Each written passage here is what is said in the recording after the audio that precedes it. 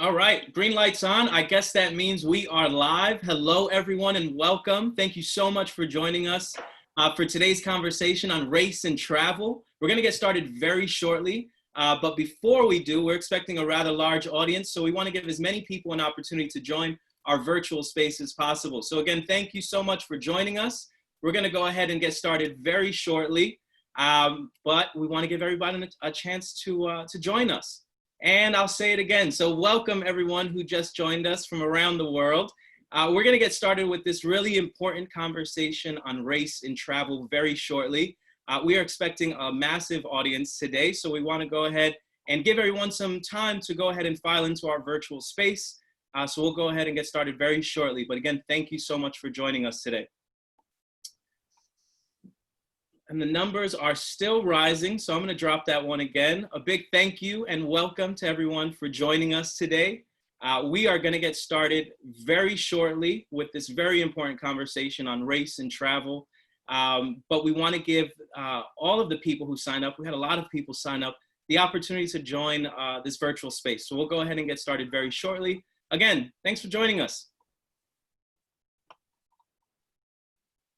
And the numbers continue to rise. I see Oneika smiling, and so is Monet, because I called it. I'm going to say this a million times. But welcome, everyone, to today's conversation, an extremely important one on race and travel. We're really excited to kick off, and we're going to get started very shortly. But we do have a large audience that signed up today, and we want to give everyone a chance to go ahead and join us in our virtual space. I think I've said it enough, and I think it's time to go ahead and get started, everyone. There's a lot to get into. So before we get things started, as a Canadian organization based here in Toronto, we do think it's important to kick things off with a land acknowledgement. And so if you'll join me today, I'd like to kick things off as such.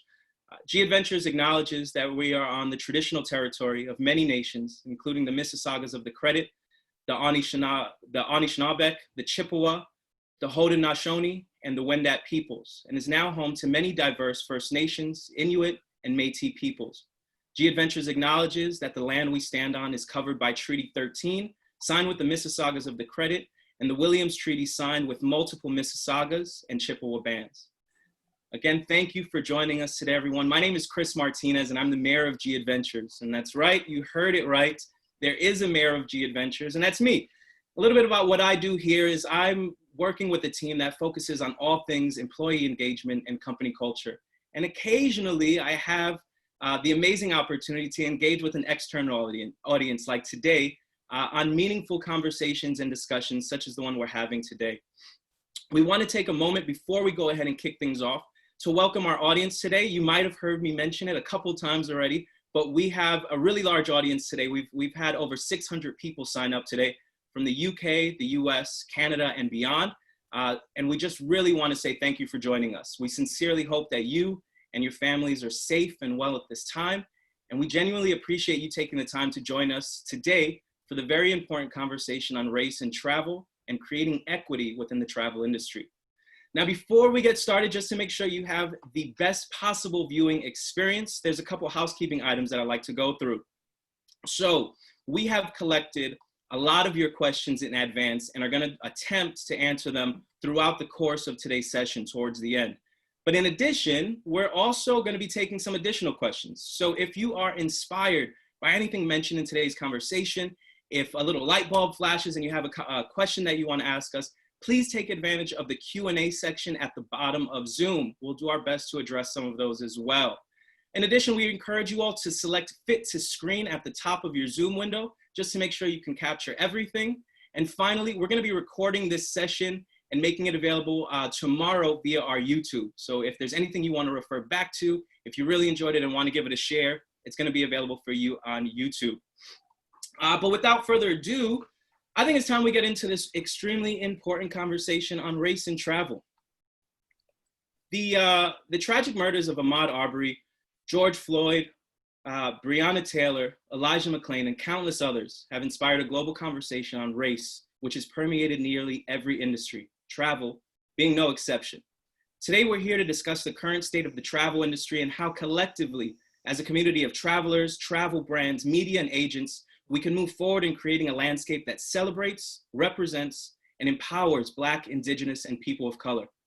This change can only begin once we acknowledge the problems we face, identify solutions, and establish actionable goals to keep ourselves accountable. As an organization, Gadventures realizes that it needs to do more. It is committed to improving diversity amongst its people, with its supplier partners, and in its marketing. And you can find the full list of these commitments on the Gadventures website. Today, our hope is to make good on one of our first commitments, and that's to use our platform and brand recognition to amplify this incredibly important conversation. And so without further ado, allow me to introduce you to the panelists who are going to be joining me today. First up, we have Oneika Raymond. Oneika is a media personality, journalist, Gadventures wanderer, and keynote speaker. Oneika Raymond is an on-air travel and lifestyle correspondent for NBC New York and CTV Canada. She's also the author of the award-winning travel blog, Oneika the Traveller, and has traveled to more than 115 countries. Welcome, Oneika. Thank you so much. Pleasure. Next up, we have Monet Hambrick, and Monet is a family travel blogger, freelance writer, and author. Her blog, The Traveling Child, inspires parents to travel the world with their kids while providing tips to make it easier and affordable. See, she's also a founding member of the Black Travel Alliance. Welcome, Monet. Thank you for having me. Absolute pleasure. And finally, we also have Bruce Poon-Tip. Bruce is a global leader in social entrepreneurship, leadership, and innovation. He's best known as the founder of Gadventures and author of Looptail, How One Company Changed the World by Reinventing Business, which became a New York Times bestseller. Welcome, Bruce. Thank you. Good to be here. Good to see you, Chris. Yes, it's good to see you too. So we have a lot to get into. And as we said before, this is an important conversation. And so without further ado, I think we should just get into things. And I'm going to kick things off with Oneika. You've written and spoken about the lack of diversity in the travel industry in the past. And I'm curious, what would you say are the main issues causing racism in travel today? You know, I think it's such a multi-layered thing, and I could talk or speak on this topic all day, but I think what it boils down to is a dire lack of exposure. When we're not exposed to something, you know, we often fear it, or we cast aspersions, we make conjectures about it. We fear what we do not know, and we're ignorant to what we do not know. So when we're not exposed to different races and cultures and creeds and religions and languages, oftentimes we end up fearing them, and we, you know, make things up in our mind. We rely on stereotypes and untruths, and that ends up hurting the travel industry. You know, that ends up hurting the global community that we, especially as travel industry members, work really hard to establish. I think as well, from the industry side, you know, we have a dire lack of diversity in travel media, and that then leads to a dire lack of diversity of perspectives and, you know, types of writing and reporting that we get from regions from all over the world. So I think the fundamental issue is that when we're not exposed to different things and different people, this is when we have a problem. And that's what contributes to racism in the travel industry, in my opinion. And on the topic, you know, Monet, you're a launch member of the Black Travel Alliance. And I'm curious if you can share some information about the purpose of the organization and what it's working to achieve. Yeah, so the purpose of the organization is basically two parts. There's the brand side, and then there's the community side with travel bloggers, content creators, those of us that work in the industry.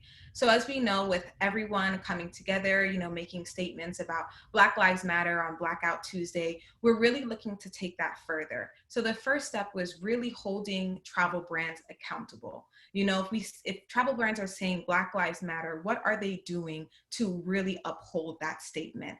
So the first step is looking into the organizations themselves. What are they doing great to be anti-racist and to make the travel industry move forward? And what are ways that they can improve on? So that was first, and we really appreciate Gadventures for providing the information that we requested, and really having organizations look deep inside themselves to see where they've fallen, you know, and where they can improve. So that was the first step.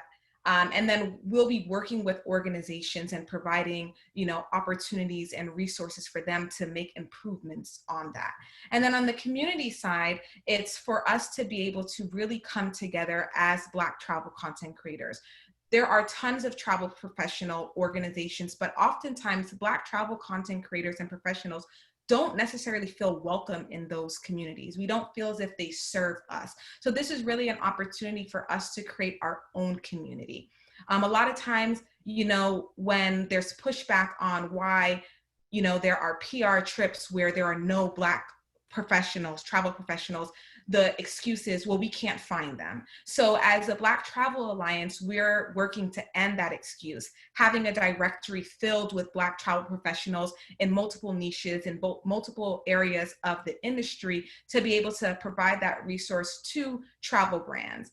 So those are just some of the things that, you know, are the reason why we decided to start it and what we're looking to achieve.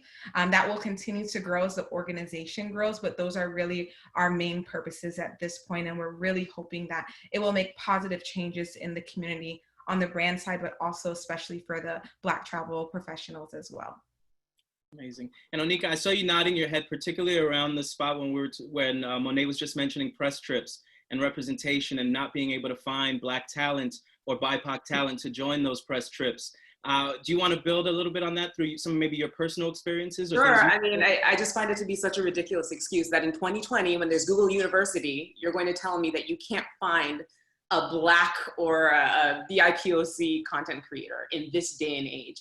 You can even search a hashtag on Instagram if you're really hard up for talent, for diverse talent. And so I find that's a very poorly excuse. And I applaud the Black Travel Alliance. I mean, many of the founding members are people that I know, that I've worked with, that I am friends with. And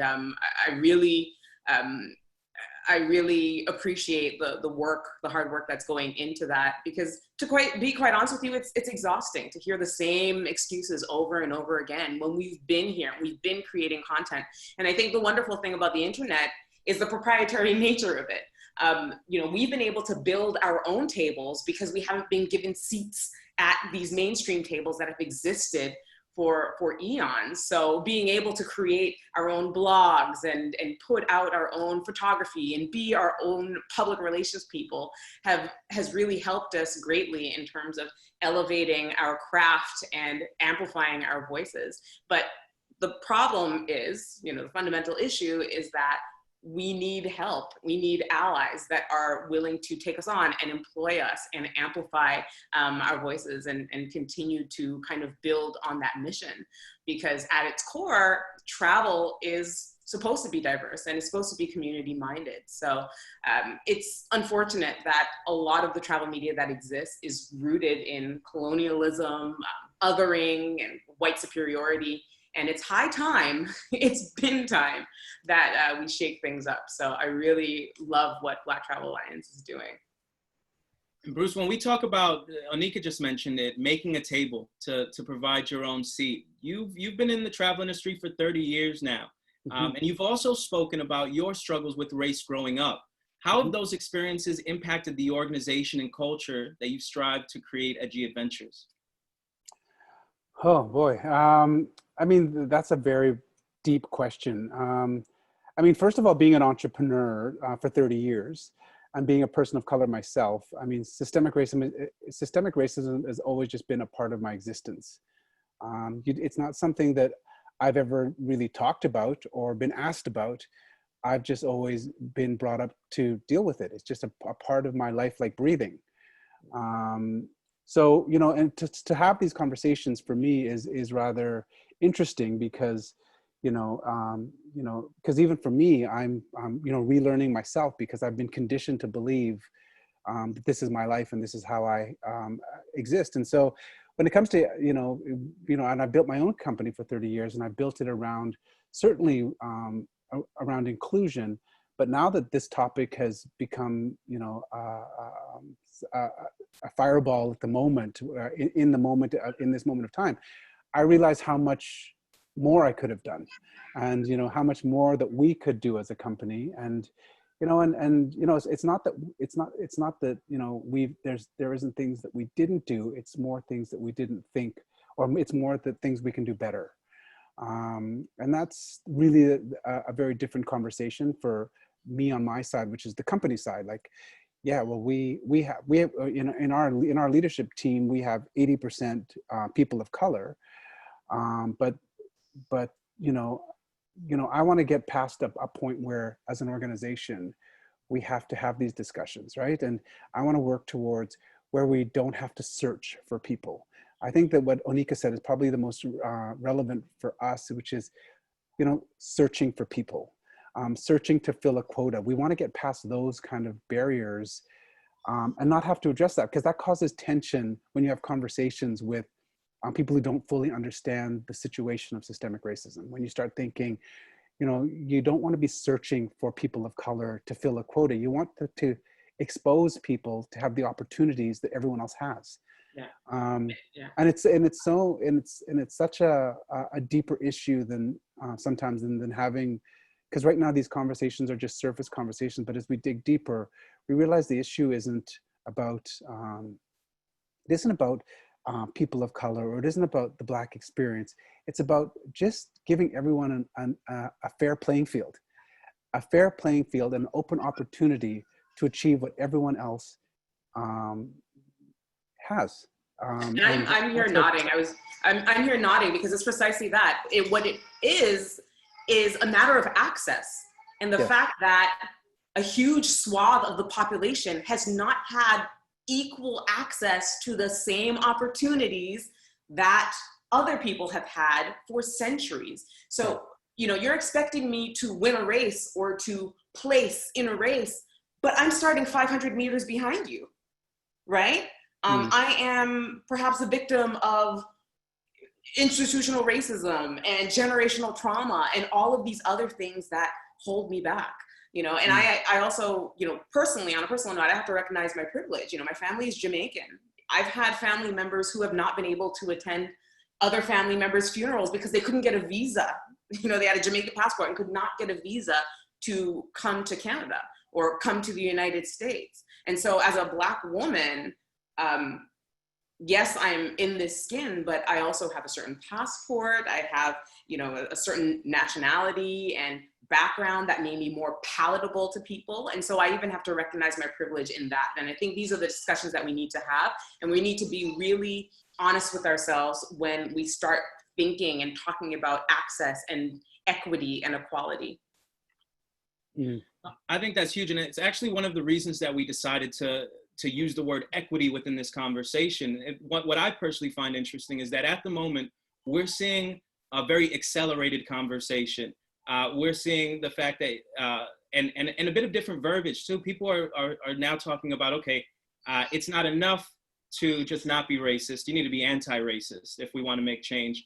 It's not enough to talk about equality, because talking about equality alone negates the very institutional issues that Oneika was just talking about that allow for that level playing field for us to share all of these voices, perspectives, and cultures. And so, yeah, it's incredibly important. And it's also, for me, just comforting in a sense that the conversation is happening this way, and that we're able to use platforms like this. I wanted to touch on one thing that was just mentioned about quotas, right? Because this is something you hear a lot during the conversation. And I'm gonna actually pass it to Monet. You see a lot of people right now really rushing to pull up, right? Everybody wants to pull up for travel. And there's a lot of lip service at the moment, which can totally be turned into action. So I'm not calling anybody out right now. But how do organizations ensure that the work that they do isn't performative and isn't riding that line on tokenism? How can we avoid tokenism when trying to really create that diverse landscape? And that's the thing, because we don't want tokenism at all. And Oneika made a post important. about it before, and it's about the scarcity in the travel industry amongst Black professionals, where you feel as if then there's this competition between, like, oh my God, like, I want to support Oneika, but then Oneika's this, and then like there's only room for one of us. And we don't want that to be the case at all. Like, even like the pull up for travel, it's not about you meeting minimum quotas. It's about the work that you're doing behind to make sure, as Oneika said, like everyone is getting the same opportunity to work for your company, to be on your press trip, to be on your Instagram page. Something as simple as that, when you look at travel brands and literally you go through their Instagram feed and they have no travelers that are people of color. And for a lot of people, especially if, say it is a destination or a travel company, why would I even feel comfortable going on your tour, coming to your destination, if I don't see you, the simple fact of just posting pictures of multiple travelers coming to your destination. So it's really about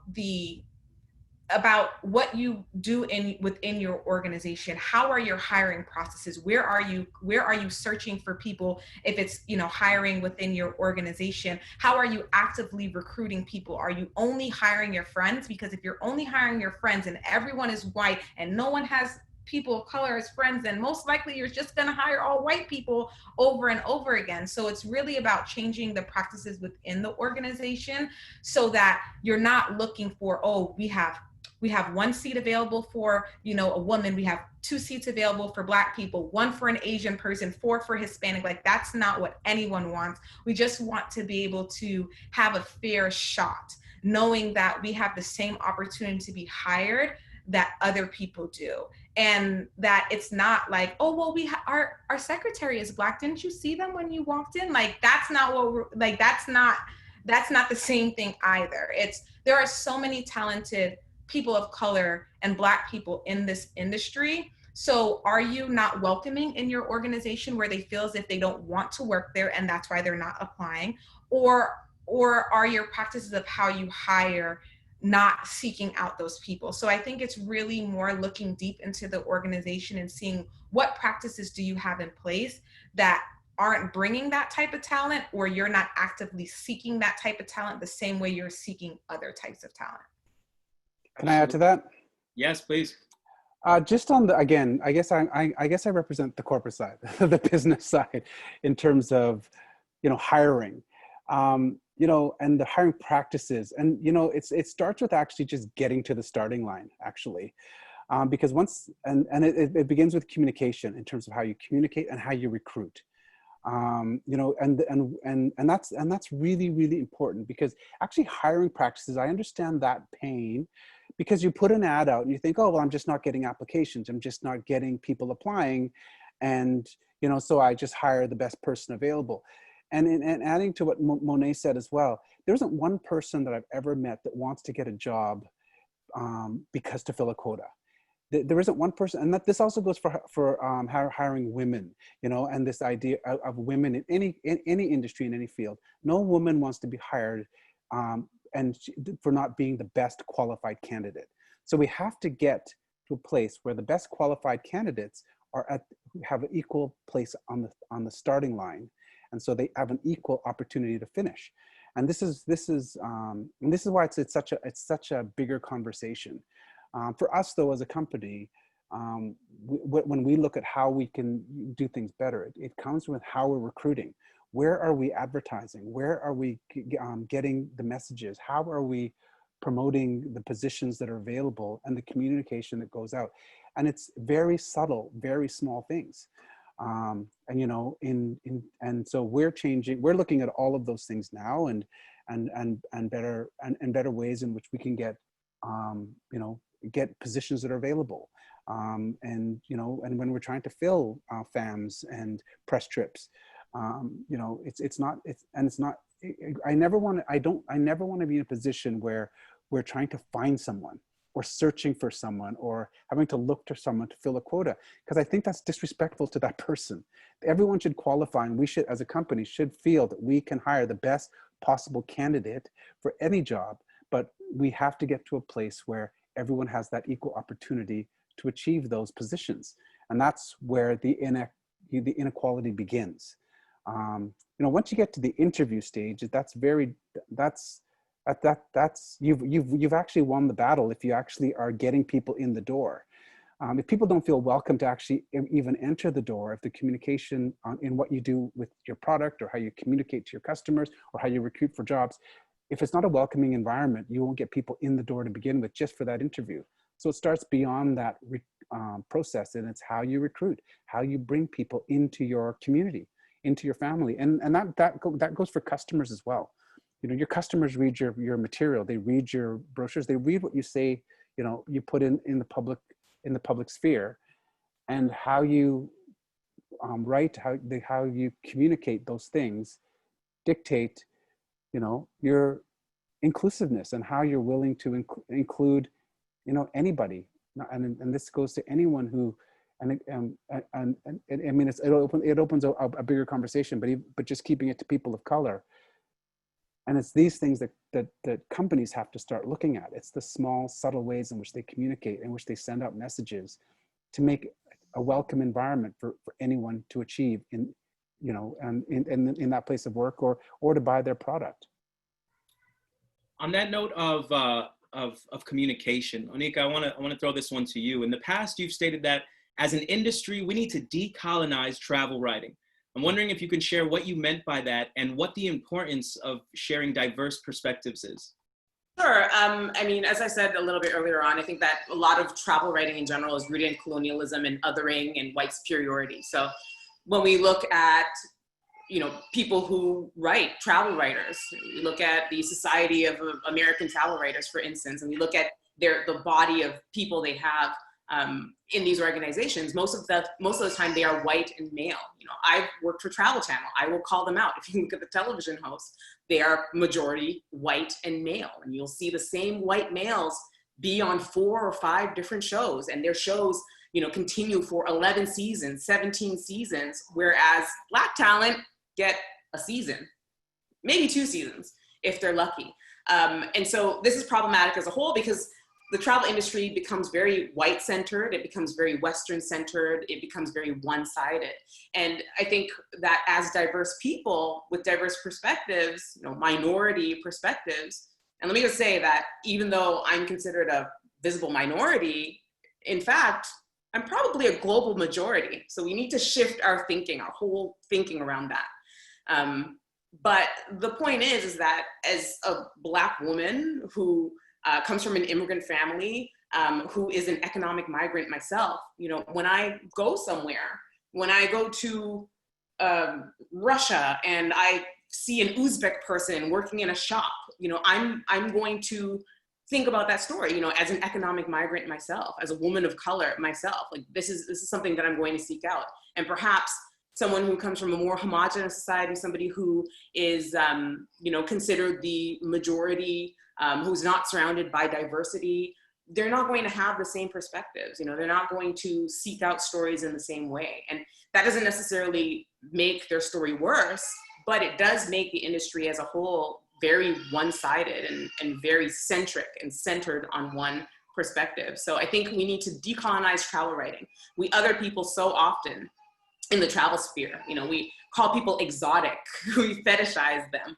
We say that different foods are strange and weird because we have a very prescribed standard in our minds. It's like when you go to the store and you buy pantyhose and you have flesh color. Well, flesh color ends up being pink. My flesh is brown. So to kind of piggyback on what Bruce was saying, it's so layered. We really need to start from the ground level up and change our thinking and change the way we perceive things. Because, for example, when we talk about recruitment and somebody's applying for a job, studies have shown that people with non-Western names, their resumes, even though they may have the same credentials as John Brown, their resumes are not getting carried through to the same degree or at the same rate as John Brown or Sally Mae's resume. So it's so multi-layered. And I think it really starts at home. And when I talk about exposure, I really mean it, because this is how we can break down this othering that often takes place. Don't get me started on Sally Mae, but that's a whole different conversation. Clearly, I live in the US. I just want to do a quick follow-up to that, because we just spoke about the industry and diversifying from an industry perspective, but why is it important for travelers to diversify their feeds and bookshelves?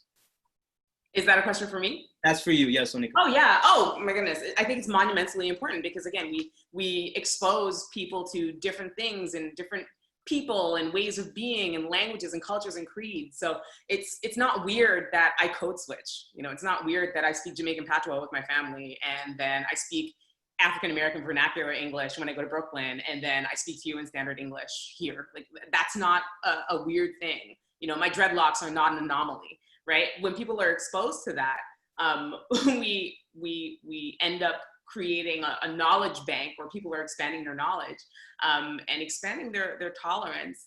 as well. And we learn to consider other perspectives. And it becomes weird when we look at our own circle and we're like, wait a minute, I'm surrounded by people who look exactly like me, who think like me, who come from the same socioeconomic, like band as I do. And so I think it's monumentally important to do that so that we can create awareness and understanding and tolerance, so that diversity won't just become a buzzword and, hiring or buying Black, it won't be a quota. It'll be something that's natural and normal. And I think that's what we're all trying to work towards, the point where this will no longer be a conversation, where, myself and Monet will be travel bloggers and not Black travel bloggers, where we'll be asked to speak on a variety of topics and not just diversity or what it's like to be a Black travel content creator. That's what we're working towards. And I want to shift it to you, Monet, with respect to, providing different diverse perspectives. I'm curious if you want to share what inspired you to start the Traveling Child blog. And also I'm curious, what do you hope other travelers and families take away from your experiences? So for me, I have always loved to travel. I'm a first generation American to Jamaican born parents, and we traveled from the day I was born, getting my passport, going back and forth to Jamaica, but then also going to England to visit family, and then going to Paris when I was going into my junior high school. I actually got an amazing opportunity through the experiment in international living, and I went to Botswana for 5 weeks, living with a host family for part of that time. When I was in college, I studied abroad in China. So travel has always been something that I've just loved to do. And when I got pregnant, literally before people told me congratulations, they were like, you're not gonna be able to travel anymore. And you read so many articles that tell women, travel now, before you have kids, before you get married, before you have a family, like everything is do all this before you do this. And for me, as soon as my first daughter was born, 6 weeks, we took her first trip. When my second daughter was born, we took an international trip with her at 10 weeks. And I just never let having my kids stop my husband and I from our love for travel. And it's actually the reason why I started was because of a friend. And she was like, I just find it so powerful seeing you trot around the world with your kids. And there are so many women and parents just in general, or people that want to be parents, that don't think this is possible. And I think you should share it.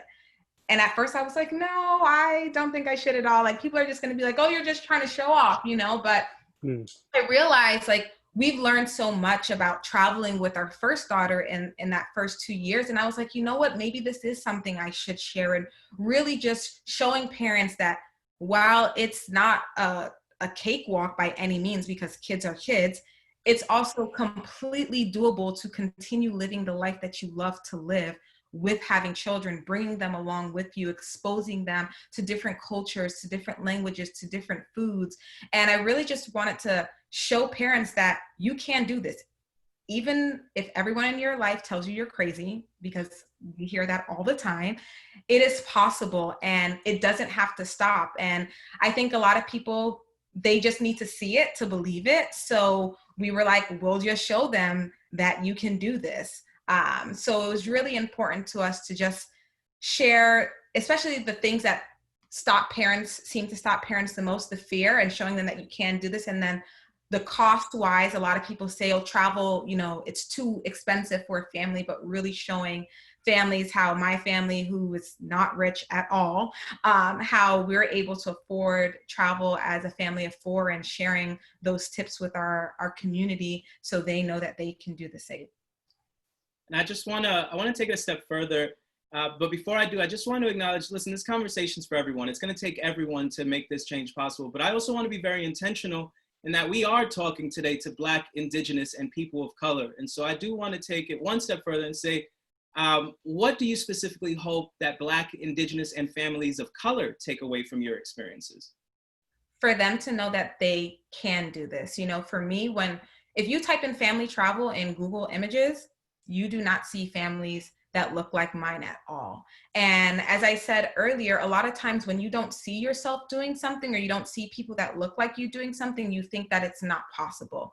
So for me, it's really just showing people that, yes, families of color travel too, and we can go everywhere. You know, there seems to be this myth in the travel community that Black people only go to the Caribbean, but we go everywhere. And showing families that we're welcome everywhere too, and that we can have a great time. And I have, you know, community members that reach out to me and they're literally like, oh my God, like, I would have never thought to go to Copenhagen because I would have never thought that Black people should go there. And I loved watching your guys' trip and seeing how amazing it was. And now I feel comfortable going there. You know, unfortunately, it is a topic that comes up a lot on, you know, you see what are the safest places or most welcoming places for Black travelers to go to. So you know, we're showing our Black, you know, the Black travelers in our community that you can go anywhere. You're not limited as a Black traveler to only specific destinations, and we can go wherever our passport allows us to. That's so awesome. And I actually have to say, I wanted to interject and say that Monet has been incredibly inspiring to me. I'm a new mom. You've probably heard my 6-month-old cry throughout this broadcast in the other room. Apologies for that. But, you know, I know that before I had kids, I was like, oh my goodness, same thing. You know, I had a very limiting belief that my travels would be really impacted by having this person, and becoming acquainted with Monet. Oh, there she is crying again. But becoming acquainted with Monet and meeting her daughters in person. I mean, first of all, they're lovely. And just seeing the types of travel they do and the frequency. You know, I know even for myself as a frequent traveler and an extensive traveler, you know, like when you guys went to Morocco, I was like, wow, how did the girls handle the heat? You know, they were in the Sahara Desert. Like, you know, this for me, I mean, seeing what you're doing with your kids really opened up my eyes. And I'm somebody who works in the travel industry. So the power of representation is there. And so much of the time, especially as Black travelers, we have these limiting beliefs. I'll tell you something, one of the most searched articles on my blog and my most popular YouTube video is talking about my experiences traveling as a Black woman in Russia. I have gotten a ridiculous amount of traffic because people are Googling, are Russians racist against Black people? When I moved to Hong Kong in 2009, and I lived there for 5 years, that was when my website really blew up, because at the time, this is before Instagram, Facebook wasn't really a thing. Blogs were kind of the hot thing at the moment. There weren't a lot of Black people traveling in Asia, and there certainly weren't that many Black females living in Asia. And so I exposed certain segments of like my community to that experience. And then, you know, even now, years down the road, I have people writing me saying, oh, you inspired me to go live abroad. So representation is so important. I want to add one thing, Chris. I know you, just in terms of kids and travel. So imagine for a second, and just, you know, you have an amazing mom like Monet or Oneika that actually takes you traveling. But what we have to be worried about is the next generation of kids that don't have parents that travel with them, and then and inspire them to think and believe that they can travel one day. And what happens to those kids that don't have parents that think they can travel, and how do we get them to believe that one day they have the potential and they can dream that they can travel? Because that expands kids' minds, right? Like my daughters have friends whose parents who never travel. And I find it amazing when I talk to them that they have, it's not even a thought that they can travel. Like, you know, that it's even possible because their parents don't travel. And so what, you know, we have to have that conversation at some point where the next generation of travelers, how do they get inspired to travel when they don't have parents that travel? And then bring that to now people of color who have less opportunities to travel. You know, whether it's financial or social or whatever it is, they have less opportunities to travel. And how do we create an environment that next generation just dreams, that they think, and that it's possible, that the world is possibly theirs outside of, you know, outside of their communities, that one day they can. And how do you get people to think like that is another, you know, really great conversation to have. You know, it's great to inspire people to travel when your parents travel. But there's so many other factors to get people to travel later. And for all of us, you know, whether society, humanity, it's for people to experience other cultures and come back and appreciate where they come from, and understand their place in the universe when they experience other cultures and how other people live, it's the greatest gift we can give to the world. So, you know, getting people to travel and be inspired to travel, or to think they have the potential or the ability to travel anytime, is another conversation. And on the note of inspiration, I do want to take just a quick moment to shout out Monet, because in addition to traveling everywhere, the traveling child also goes to Rio de Janeiro. And I've got a copy. I don't know if you can see it. I can't really see it too well. But I have a copy of your book that you wrote. It's just a children's book. Thanks, and I'm wondering, no, a pleasure. I have to support. I think it's a beautiful, beautiful way to inspire. And I'm wondering just if you wouldn't mind just sharing what inspired you to write that book. Yeah, so as I said, like, you know, when you search Google Images, you don't find families that look like mine when you type in family traveler. And I am a big person on avoiding complaining about things. Like, instead of complaining about it, I decided that I was going to do something about it. So while, you know, our internet presence is great, I really want to take our images and our experience off the internet and be able to bring that into homes, and for children to be able to read books either of people that look exactly like them and know that this can be them, or for families that don't look like us, for their children to have diversity in their household with amongst their books too, and seeing families of color travel. So it was really important to me to just be able to do that. And it's been amazing, because the comments that I get, and people are like, oh my God, I read this book to my child, and the first thing they said was, look, mommy, they look like me. Like, that means everything, because to know that this child is not seeing themselves, you know, on TV. We talk about, you know, shows like the Travel Channel, which is more geared towards adults. And even for adults, it's hard for us not to see ourselves being represented. So what does that mean for children when they don't see themselves represented? And Bruce, to go off of what you said about families that, you know, where their parents don't travel, I think it's the responsibility of people in the travel industry to make kids that don't have parents that travel to know that it's possible. So there are a lot of organizations, I know, like Hardly Home, for instance, they provide passports to people who don't have passports and introducing them to travel. There's another organization, and I can't think of the name off the top of my head right now, but they are a minority ran organization, and they do travel experiences for young girls that their parents aren't into that. For me, doing that program with Experiments in International Living, it was completely paid for. I got it through a program that I was in called Women of Tomorrow, and that was a community-run organization for at-risk students, and they brought Experiments in International Living in to support that exact thing. So I think it's just for our, you know, professional, you know, travel professionals to really make it a point to reach back out to our communities that we might not, that don't necessarily come to us, but we have to reach out to them and provide these types of opportunities. And I think there's multiple ways to do that, but you can totally inspire kids that don't have parents that love to travel. And I think that's the beauty of the industry that we work in. There are so many opportunities to do that. We just really have to do them. Give it one more try. There it is. It made it on camera. The traveling child goes to Rio de Janeiro, but well done on that. And thank you for sharing. Bruce, I want to shift from more of the content creation and the media to the actual travel experience. I'm wondering if you wouldn't mind sharing what can be done to ensure local, specifically Black, Indigenous, and communities of color benefit from tourism. Sorry, what was the question, Chris, again? No problem. What can be done to ensure that local, specifically Black, Indigenous, and communities of color benefit from tourism? Oh, I mean, geez, that's again a very, very big question. I mean, the first thing is what I guess we've been talking about, is somehow weaving into the upbringing of children and at a younger generation that the world is their oyster, that they have the opportunity to travel.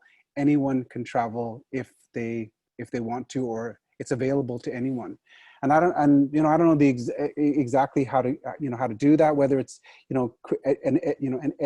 educating and the education system on how we talk about the rest of the world outside of the history of just American or just Canadian or just North American history.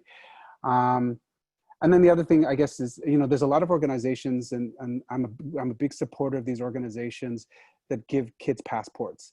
The idea that you give a kid a passport gives them the ability to dream. And there's actually data, scientific data, that shows if a kid has a passport, and even though they don't use it and expires before they use it, they actually believe that they can travel when they're young, and they're more likely to travel later.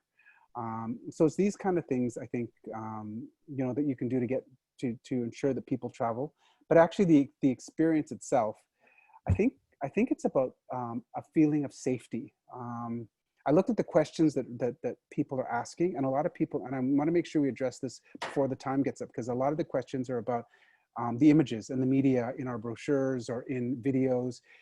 And so I'm going to be straight up about this one, because, you know, as an owner of Gadventures, you know, our brochures do reflect our passengers, because we don't get Black passengers on our trips. We don't get enough, you know, and I don't know how many times I get letters from people, and there's someone even here. Every time I take a Gadventure, I'm the only person of color on the trip. And so that's another issue. So, but we have to get better. We have to get better. We have to inspire people, and we have to all do our part to create an environment where people feel safe, and people feel that it's going to be an environment that's going to accept accept them. And again, and accept is such a weird word, actually. It's just going to be a safe environment that you can travel. And it's inclusive and truly welcoming.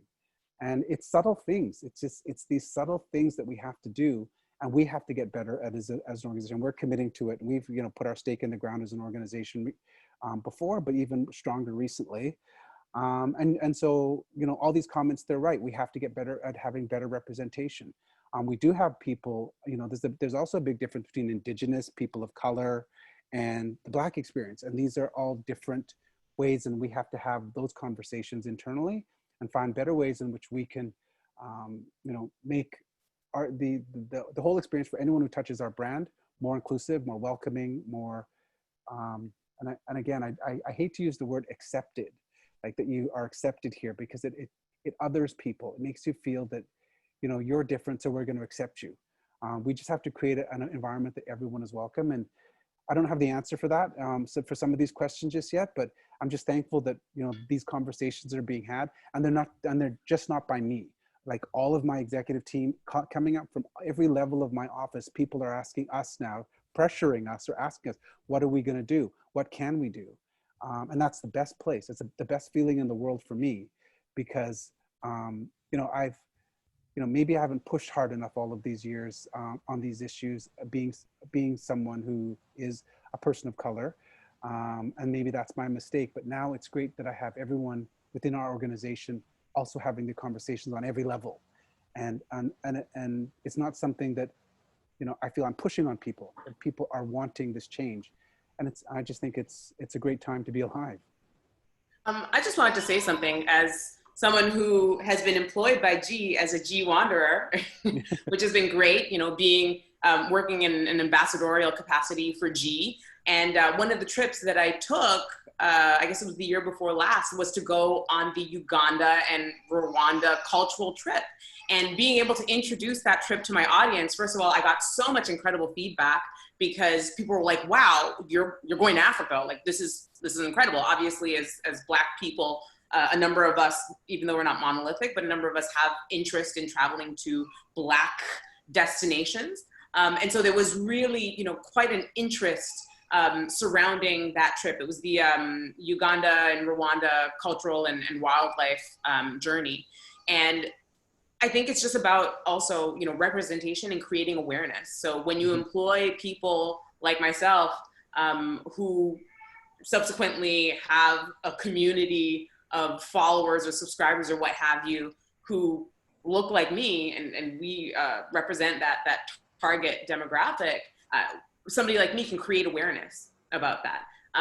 For example, tomorrow on CTV, you know, I'm a travel expert for Your Morning. And through all of July, I'm going to be doing a segment every week featuring Black destinations. So again, this is creating awareness. That's a massive platform. You know, millions of people watch, you know, CTV Your Morning every morning.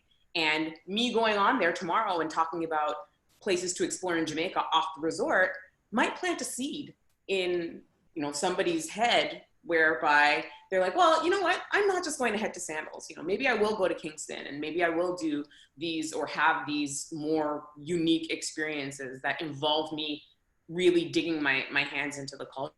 So I think it's important. Also from a G side or G perspective, I think some of the community projects that you have are fantastic. For example, when I did the Uganda-Rwanda trip, when I was in Rwanda, I had the opportunity to attend one of the community projects. I forgot what the name is, but it was a Planetera project, and the ladies, like in Rwanda, in Kigali, they were making dresses. And so that was a really cool experience that I had the opportunity to share with my audience and also have for myself.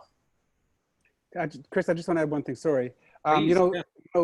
Along with Oneika doing some of our trips and us trying to get, to communicate through different communities that way by having representation on our Wanderers program. With Afar magazine as well, in the last year, we brought kids, we did a trip with them with Afar magazine, where we brought kids from, I think they were from California, but lower income areas on trips around the world. And it was such an incredible, rewarding experience. I saw a bunch of the videos and spoke to our US team about those trips, and recently spoke to Joe over at Afar about how incredible they were. And we can do just more of that. I mean, we've scratched the surface, and we've done we get heralded that maybe we do more than others, but it's still not enough. I mean, I can say that. And, and this is giving us the opportunity to, self-evaluate again on every level of the organization and see how we can do better for sure. There is so much to unpack in this conversation. And I just want to take a moment before we go forward. And sorry to slow down the momentum because I'm in it with you right now. I do know that we marketed this event, or we promoted it as a 1-hour event. And because of the amazing conversations we're having and the desire and engagement we're seeing amongst our people, we want to keep this going for about another half hour or so. But what I do want to do is recognize those folks who do need to head off and can only hang out with us for an hour. And just to thank you for taking this really important first step of making change. And that's listening, and that's focusing on some of the action items that we can do. So thank you to those of you who need to hop off the call. Just so you're aware, as I mentioned before, we are recording this and are going to make it available on our YouTube account by tomorrow. So please stay tuned. But again, thank you so much for joining us. Now back to the questions. So Bruce, I actually want to stay with you for just a second. Sure. And I'm curious the question is, what steps can tour operators take to ensure that Black, Indigenous, and people of color narratives and perspectives are shared on tour? These questions are huge. I know you were trying to. Yeah, I mean, whenever we're storytellers when we take people on trips. I mean, we're trying to keep the story as local as we can, and we're trying to tell the story of the local communities. And sometimes those stories are easier because the authentic story is inclusive and includes Indigenous communities, or people of color, or Black communities, and sometimes they're not. We can do so much, but honestly, we're trying to tell the story on the ground of the authentic community, and I think that often they're not inclusive, because that's part of learning about other cultures and how other cultures live and how they've grown, or where they come from, or their history. But for us though, it's with our people, where we have control, with our CEOs on the ground, the training that we can do on how to handle different situations, different groups of people, people from different backgrounds, different religions, different experiences coming on trips, is where we can have, I think, the most impact. I don't think we've done that particularly well at the moment. We've supplied training on all different levels, but we're looking at how we can do all of that stuff better now. I'm going to add a little personal note here. I used to be a CEO at Gadventures. I had the really great fortune of leading tours in South America for a number of years. And I want to encourage operators and tour leaders and CEOs out there to own it, right? To put the onus on yourself and to actually get out there and learn some stories. I think the stories are out there to be learned. For me, it was super important when I was taking people around Rio, for example, that no doubt we would talk about, you know, samba, the beautiful beaches, the amazing culture. But it's also important to discuss what influences really inspire that culture. The fact that that samba music is a reflection of African percussion mixing with European culture. And by telling those stories, you're able to bring the traveler really into the conversation from a very different perspective. For the folks that are traveling around the United States, tell that story about Elvis, but tell that story about Chuck Berry as well, and what inspired that music. Let's talk about the fact that jazz is a reflection of African instrumentation mixed with European, and the fact that it was America's first national cultural export.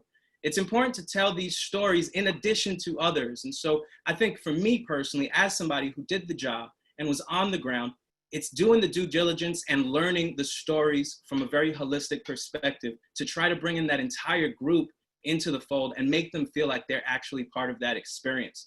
I'll say personally, it's so inspiring to hear a story that you feel like you can relate to, or that you actually in some way, shape, or form, whether it was you directly or your ancestry, helped create. And I do think it's important that we do share those stories. So that's my call out to operators and tour leaders and CEOs. Learn the stories. I promise you they're out there.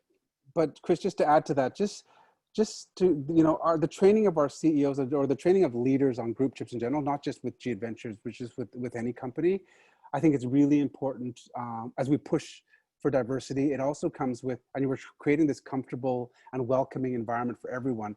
The training of our CEOs becomes critical on how to handle situations in groups of, you know, passive aggressive microaggressions that happen that people don't even talk about, and our CEOs don't even know how to handle when, you know, and when a diverse group gets together. And I'm not actually just talking about people of color. Like, you know, we have I won't say a problem. We skew a lot of females, right? Like we're 63% female on our trips.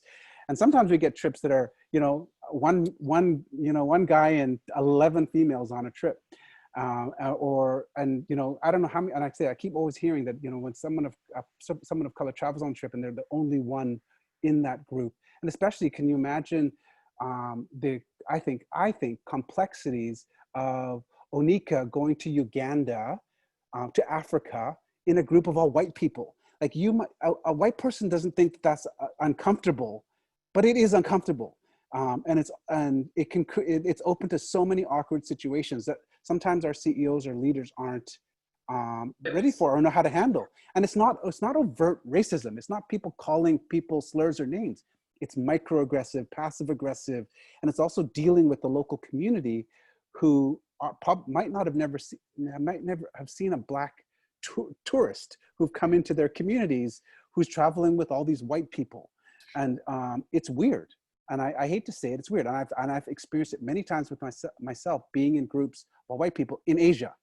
I've had people, like, because I'm tall, like in Asia, the number one question I get is, what do you eat? I get food. And then everyone else in the group feels awkward because I get asked this. People chase me down the street. What do you eat? What do you eat? What did your mother feed you? And and that's not overt, but it creates awkward situations that our CEOs and leaders have to know how to handle if we want to push for diversity within groups, and if we really want it. If we really, really want it, like people often say they want things, but do they really want it? But if you really want it, you have to do everything, and because it's there, we can all achieve it. Yeah, it's so interesting that you mentioned that, because when Chris was talking, that's exactly what I thought of. On both of my tours, I went on a tour to Bhutan, and I also went on a tour to Uganda, and I was the only Black woman. I was the only Black person on both tours, and both tours had about 12 to 15 different people. And yes, the nuance and the complexity of being, a Black woman who is not racially ambiguous, who looks very much to be West African, traveling in Uganda, and the questions that I got from local people, and then also having to manage, some of the people on the tour, othering like local people and taking their pictures without permission, and me kind of having to step in, knowing better and understanding how that is not necessarily a good thing. And it's just to handle those situations, right? When it happens, like when I'm in Asia with one of our groups, if it's all white people, everyone local comes to me as if I'm the tour leader. Yes. Right. So Exactly. people walk up to me, say, and they'll like, sometimes they'll say, bring your people over here and I'll give you a kickback. Yeah. Why don't you bring all of your people over here to shop over here and I'll give you 10% of everything they buy. They're offering me as a tour leader a kickback, and I'm as if I'm the tour leader. And you know, I don't mind those things, and that's not overt racism. It's just awkward situations that everyone, because other people see it in the group, and you just kind of let it pass. And so I just think that if we really want diversity, the training is everything. As you know, I'm talking on the operational side, on the tourism side and group travel. We have to look at that and have those awkward conversations. Like, how are we going to train people to handle those kind of passive aggressive or passive awkward situations? Because they have to be handled. You can't just ignore them and pretend it's not real. You know, and sometimes they're overwhelmingly consistent, right? You guys know what I'm talking about. Like when you go to a certain country and you know, like I'll tell you from the Asian experience, I know the exact day Patrick Chan won the French Open. My life changed for a year about Asian people and do I play tennis? Anyways. No, it's real. I mean, my entirety of South America, I was Derek Fisher everywhere I went. So I completely get it.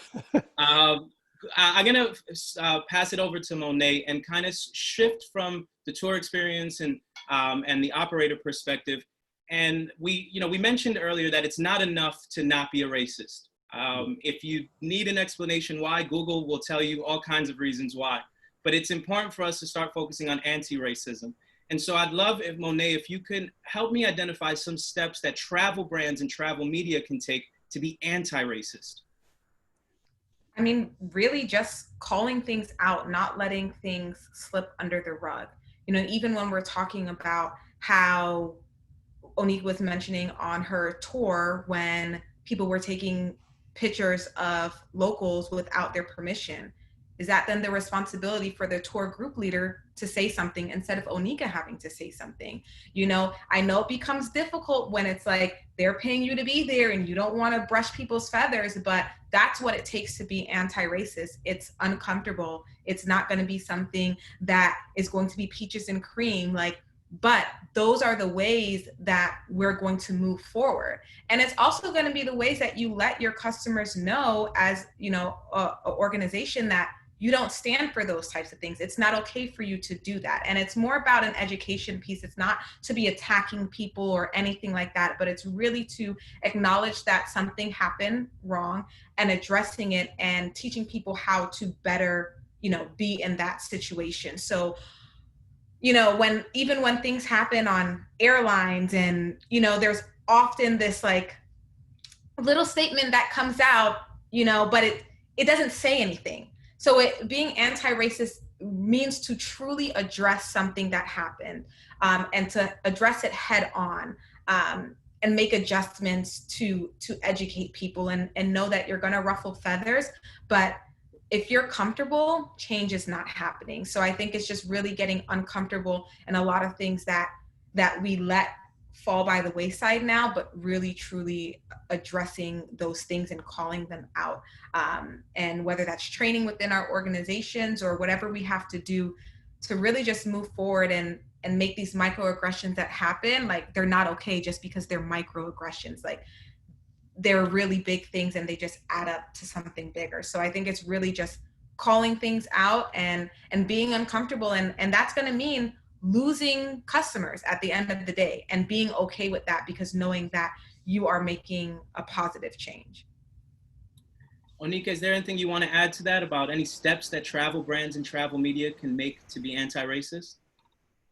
Yeah, absolutely. I think it's really important to, from the brand side, to look at your advertising reach and diversify your advertising reach. Now, if you're saying that there aren't any Black people or Indigenous or people of color on your tours, that probably means that you're not advertising in the right ways and on the right platforms, in the right places. So where is that demographic? How can you reach them? That's what you have, I guess, your marketing and sales department for. When it comes to the tours themselves, again, as Monet was saying, like how do you provide training so that the CEOs know how to deal with these racial transgressions and microaggressions. For example, I shouldn't, as a guest, although I still felt it was incumbent upon me just because that seems to be my personality, I shouldn't have to be dialoguing with my fellow guests to be like, guys, this isn't okay. You shouldn't be taking their picture. You're commoditizing these people. You're othering them. That shouldn't have to be a conversation that I have. So again, from the brand side and the brand perspective, you need to be looking into training these CEOs to deal with these situations which are going to arise. Again, travel is all about discovery. We travel because we want to see something different. We want to interact with different people. And so our interactions are not always going to be respectful, because sometimes we really don't know better, right? And we need to extend grace, and we need to recognize that that's a thing, but then we also need to figure out how we can move beyond that and ensure that it happens, or if it happens at a minimum. So yeah, from a brand side, that is very, very important. And then obviously diversifying, diversifying the people who actually work at the organization. Because again, if it's all white people in C-suite, for example, it could be that they're not going to think of the viewpoints and the experiences of BIPOC. And again, it's a monumental task, and it doesn't just start today. But as Monet was saying, we really need to get uncomfortable, or we need to get comfortable with being uncomfortable, because that's where real change happens. And that's where it's not just lip service. So, when we have these dialogues, yes, it is going to raise the ire of some people. Yes, you may lose from some customers, but ultimately, are those the people that you really want to have on your tours? And how can we engage people to do better? And how can we find people who are already doing better, who are probably or potentially not going on these tours because they don't want to encounter, these yahoos who are disrespectful? Or, how do we engage? I'm looking at the questions here, and there's one person who says that they're Indian and they've been on 9 tours, and they've been the only person of color on all those 9 G tours that they've done. So how can we branch out and ensure that there are more people of color on these tours? I'm going to throw one more out there, and then we're going to move to some that we've gotten from the audience. And the question is, as we look and hope to get back on the road soon, how can people be better travelers and allies post-COVID? So again, putting it back on the traveler, how can we be better? Let's start with Monet. For me, I think it's just being more open. Oneika brought up a great point earlier. Like for me, as being someone that's Jamaican, like when I go to Jamaica, I'm showing my audience everywhere. My family's from St. Elizabeth, that's the country. And it's really, I think, for travelers to get out of their comfort zone, to explore a little bit deeper, to really have a better understanding of the destinations that they're visiting, to try their foods and not call them weird and strange, like Oneika said, but understanding that if you were born someplace else, that would just be who you were, and you wouldn't think it was strange or weird. So to really embrace the destinations that we're going to, and have an open mind, and just explore a little bit deeper. Like you brought up a great point, Chris, about Rio and Samba. And when we went to Rio, we took a tour led by an Afro, Brazilian in Rio, who gave us the history of what really happened in Brazil. And I think that's important, to seek out those things. So, to actively seek out tours that are put on by the community, the local community, and understanding how much of a better experience or open-minded experience you will have if you really lean into the people that know this history the most. And I think that is a great way that we can be better travelers, because when you have those experiences and you learn that information, you're going to want to become a better ally once you learn that, and you're going to share that information with others. And then hopefully they'll do those same type of tours too, and they'll get a different experience than that typical cookie cutter best 10 things to do in this city that are the same things that everyone does. So I think it's really up to us to to lean in on those experiences and try something new. When I went to Morocco in Chefchaouen, my daughter and I stayed with the host family where we rented a room in their house. Had never done that before.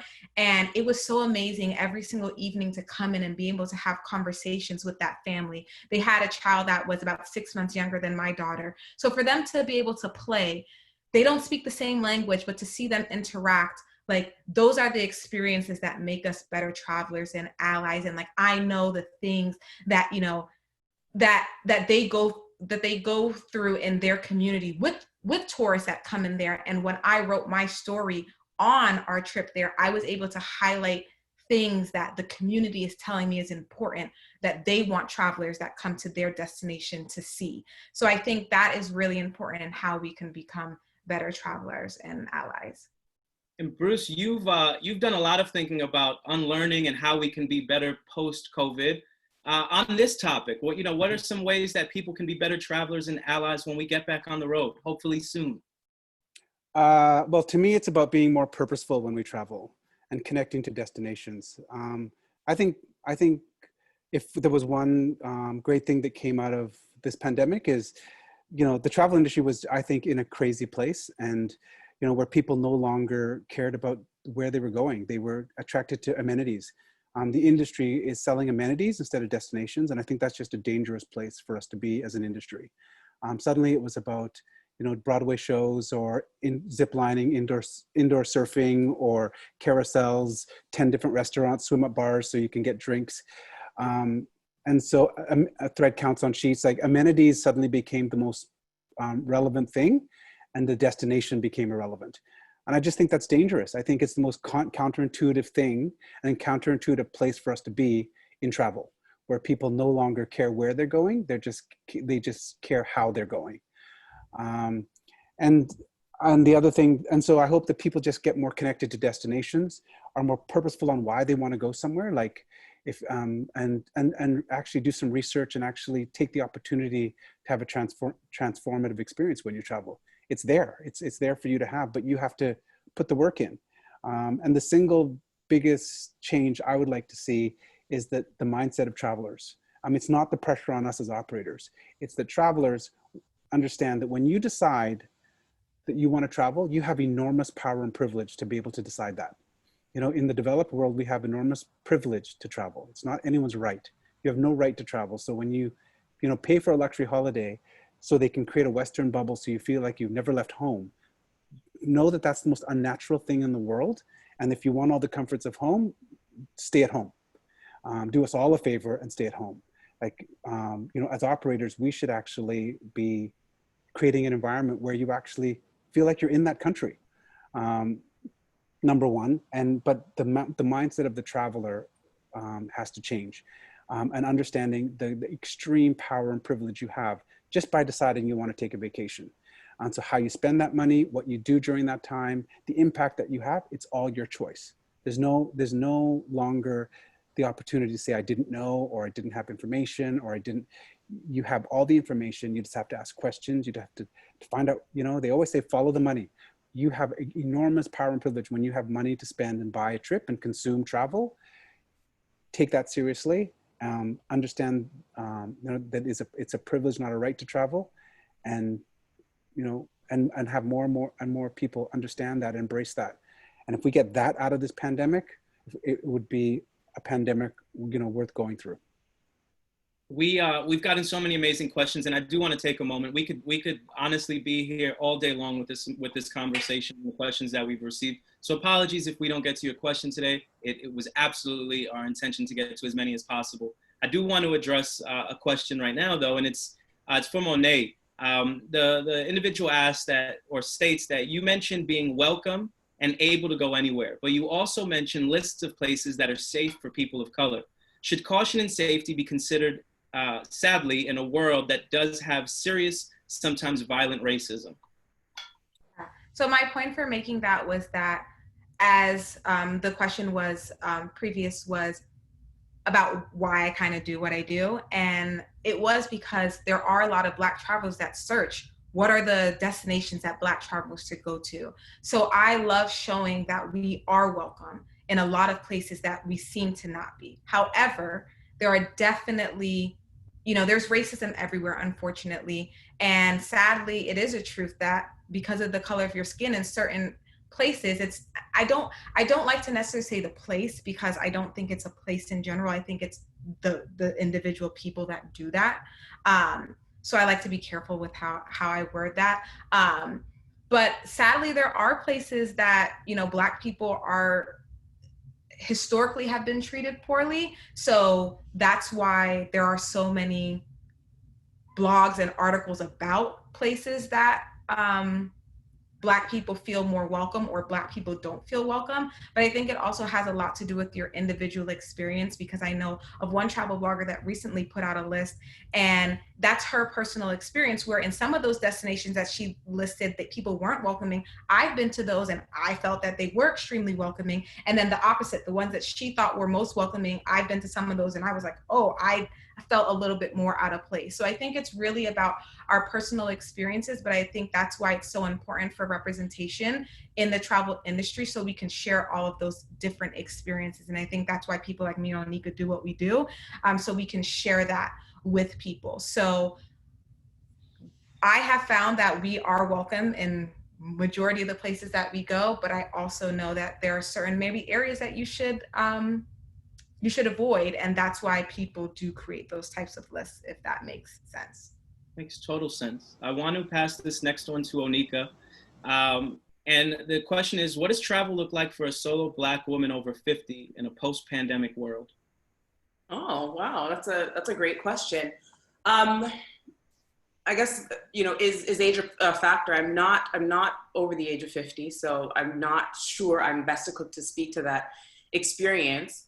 But I think that regardless of age, what travel will look like post-COVID, first of all, will there even be a post-COVID is the real question. I think none of us are really able to answer that right now, because although we're in a pandemic, a lot of sources say that COVID could possibly be endemic. So this could be something that we are dealing with, and it just becomes, you know, something like influenza, you know, something we deal with seasonally, year after year. So I think it's really difficult to say. However, I think it's really important to keep well informed. Things are changing rapidly with regards to, especially in the US, the number of infection rates. You know, infection rates are ballooning currently. Restrictions imposed on travelers at a federal level and at a state level. How other countries are, I guess, viewing tourism, that's also a thing as well. So I think the best advice I could give at this point, or the advice that I feel the most comfortable giving at this point, is really to stay well informed with multiple sources and reputable sources. I want to make sure that we get to this last question. And again, I know I'm going to get some shade. We try to get to as many questions as we could today. There's a lot. There's a lot of questions. There's a lot, and yeah. It's an important conversation. Honestly, it's validating that people showed up and wanted to have it. It's encouraging as well. And I want to take an opportunity to end on a motivational note, or a high note, positive note. And I want to ask each of you, because you've all done it. I'm curious, how does it feel when you know that you've influenced other people of color to travel? Bruce, how about we start with you? I don't know that I've achieved that compared to my colleagues here on the panel. I've certainly encouraged people to travel, and our messages has always been to encourage people to travel, for sure. And it's the greatest feeling in the world. I actually believe that travel and the industry and travel should be transformative, and not just for the travel, but anyone, you know, local people and communities. We've been saying this for 30 years at Gadventures.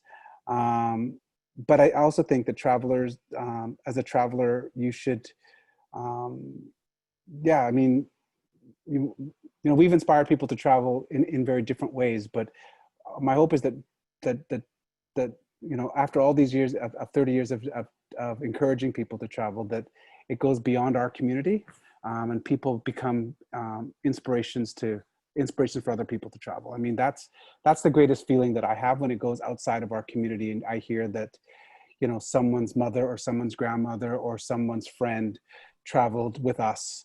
And and they came home and told other people. And, you know, we have this saying at Gadventures, Chris, you know, is if you can't travel with us, travel like us. And that's the best feeling in the world, when people can learn how to travel, you know, in a different way. And I've often said this, I think the fastest path to peace is for people to get to know other cultures and how other people live around the world. There'd be less violence in the world if people understood how other people lived around the world. And it would give us a greater appreciation of where we come from and a greater appreciation of our place in the universe. And I just think travel can be that vehicle. I've always believed that. And so, yeah, so it's a great feeling to be the messenger of that. Thanks, Bruce. Monet, what does it feel like for you to know that you've influenced other people of color to travel? Definitely an amazing, you know, feeling, especially as I said, I've grown up traveling. I love to do it.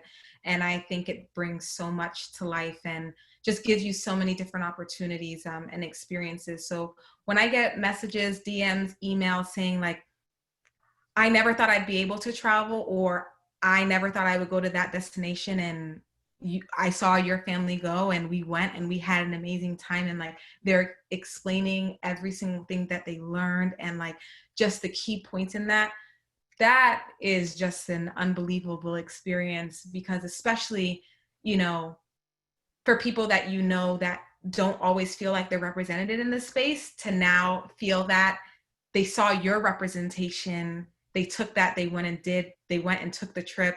It's just an amazing feeling. And it, you know, through sometimes it's not as positive in this industry. And I will say like, those are the messages that keep me going, and knowing like sharing parts of my life with the world, you know, is meaningful and important, and why we do it.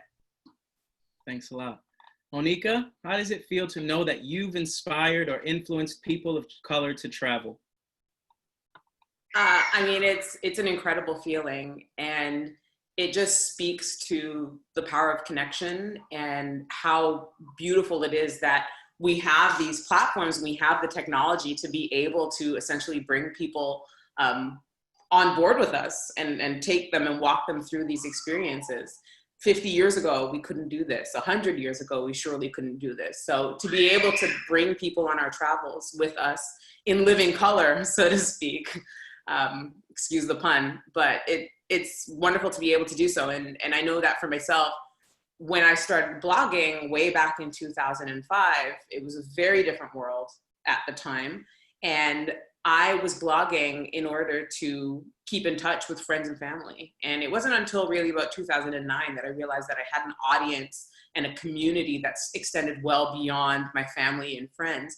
And so knowing that I have been able to serve people and provide information and reassurance and encouragement and inspiration, it just means the world. And now that it's my job, it's really something that carries me through and keeps me going and sustains my love of travel and education. And so it's just a beautiful thing. I mean, every message, every email, every, you know, all of these things, it makes me feel as though what I am doing, you know, is able to serve my community, and it renews my purpose, I guess, and my faith in what I'm doing. I honestly could just go on all day with this. I just want to say thank you to everyone who joined us today. Listen, these are tough times, and we just genuinely appreciate people's attention and time, and for taking the time to join us for such an important conversation. I just want to take one moment, and you know, I'm very proud to work for Gadventures. Gadventures has inspired me to see the world. And one of the reasons I'm so proud is because we have this philosophy that we say our world deserves more of you. And it's this idea that travel can change you. And beyond that, it can change the world, because when you go somewhere, you learn, you grow, you're enriched. And when travel really works, you take that back to your community. And when that really happens, we have that world-changing force for good. But I want to take the opportunity to encourage us, the industry, and everybody to go one step further. That change can only be made truly good if we cast a wider net, if we send all kinds of people traveling, if we have all kinds of people going back to their communities, and have all kinds of people connecting to make the world the place that we want it to be. And it starts with conversations like this. It starts with action. It starts from moving beyond lip service to actually putting our money where our mouth is and actually taking anti-racist action. And so I want to take a moment to thank anybody who joined this call today. And I most certainly want to thank our amazing panelists for joining us today, Oneika, Monet, and Bruce. We've got work to do, and it's time to go ahead and do it. So again, thank you so much, everyone, for joining. As mentioned earlier, this event has been recorded, and we're going to be sharing that on YouTube before tomorrow. But from me, Chris Martinez, to all of you, thank you so much for joining us. And if you want to continue the conversation, because we could have, please go ahead and find all of us on social media. I actually give you an opportunity to share your Instagram handle, Monet, just so people can follow up. Mine is The Traveling Child, 1 L. And Oneika? Yeah, there's a difference, right? Oneika? Yeah, and my handle is Oneika Traveller, and that's with 2 L's because I'm Canadian. Bruce? I'm just Bruce Poontip, my name. At Bruce Poontip is both Twitter and Instagram. I don't have Facebook. Awesome. And mine is Chris with a K, spelled C-H-R-I-S with a K, right? But I just want to say thanks again. You all have been amazing, amazing conversation. And thanks to everyone who joined. Let's get to work. Thank you so much. Thank you. Nice meeting you.